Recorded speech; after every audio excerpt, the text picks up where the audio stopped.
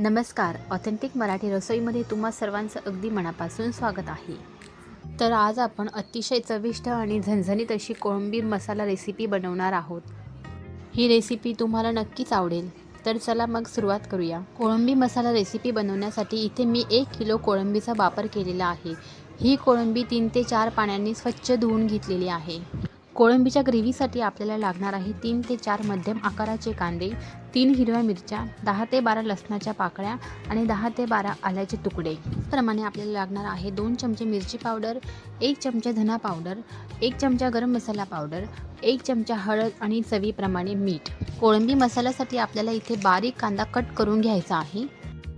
त्याचप्रमाणे आपल्याला लसूण आणि आल्याचे तुकडे मिक्सरमध्ये न बारीक करतात खलबत्त्यातच कुटून घ्यायचे आहे. याच्यामुळे आपली ग्रेव्ही पातळ न होता अधिकच घट्ट होईल. आता आपली आलं लसणाची पेस्ट मस्त तयार करून झालेली आहे. आपण आता भाजीच्या फोडणीची तयारी करून घेऊया. मी भाजीसाठी पितळाच्या टोपाचा वापर केलेला आहे. तुम्ही स्टीलचा किंवा ॲल्युमिनियमचा देखील वापर करू शकतात. आपण आता टोपात 2 पळ्या तेल टाकून घेऊया. तेल चांगले गरम झाले की आपण इथे बारीक कट केलेला कांदा टाकून घेणार आहोत. कांदा आपल्याला चांगला लालसर रंगाचा होईपर्यंत तेलात परतवून घ्यायचा आहे. कांदा चांगला परतल्यानंतर आपण त्यात 2 ते 3 हिरव्या मिरच्या देखील टाकून घेणार आहोत. तेही आपल्याला चांगलं परतवायचं आहे. त्यानंतर आपण त्यात आले आणि लसणाची पेस्ट टाकून घेणार आहोत. हिरव्या मिरच्यांचा वापर केल्यामुळे ग्रेव्हीला अधिकच चांगला फ्लेवर येतो. आलं लसूणची पेस्ट चांगली परतल्यानंतर आपण त्यात लाल मिरची पावडर टाकून घेणार आहोत. मिरची पावडर टाकल्यानंतर आपण त्यात लगेच धना पावडर देखील टाकून घेणार आहोत. धना पावडरमुळे भाजीची ग्रेव्ही घट्ट व्हायला मदत होते. त्यानंतर आपण त्यात लगेचच गरम मसाला पावडर देखील टाकून घेणार आहोत. त्याचप्रमाणे आपण त्यात 1 चमचा हळदही टाकून घेऊया आणि चवीप्रमाणे मीठही टाकून घेऊया. आता हे सर्व आपल्याला चांगलं परतवून घ्यायचं आहे.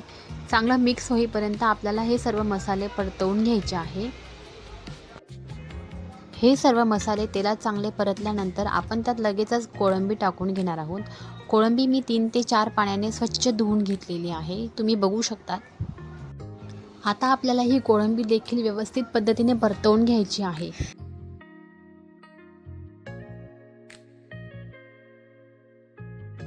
कोळंबी चांगली परतल्यानंतर आपण इथे अर्धा ग्लास पाणी टाकून घेणार आहोत.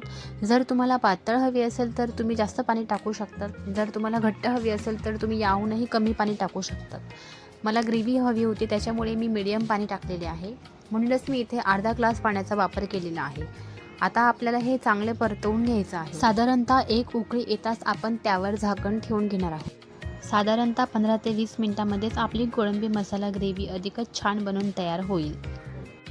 भाजी उकळत असताना आपल्याला मध्ये मध्ये झाकण ओपन करून थोडेसे चमच्याने हलवून घ्यायचे आहे, जेणेकरून आपली भाजी खाली न लागता व्यवस्थित होईल.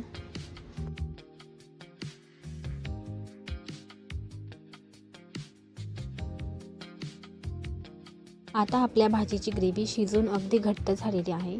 तुम्ही बघू शकता. तेलही अगदी अप्रतिम सुटलेलं आहे. त्यावर आता आपण थोडी कोथिंबीर टाकून घेऊया. कलरही अगदी मस्त आलेला आहे भाजीला. आपली ही कोळंबी मसाला ग्रेव्ही भाकर, चपाती किंवा भात यासोबत अप्रतिम लागेल. अशा कोळंबीमध्ये आपण कोकमचा देखील वापर करू शकतो, पण माझ्याकडे अवेलेबल नसल्यामुळे मी इथे वापरलेले नाही आहे. तुम्हालाही आजची आपली रेसिपी कोळंबी मसाला आवडला असेल तर तुम्हीही घरी नक्की ट्राय करा. आणि आपल्या ऑथेंटिक मराठी रसोई ह्या चॅनलला नक्की सबस्क्राईब करा. व्हिडिओ आवडला असेल तर लाईक करा आणि शेअर करा.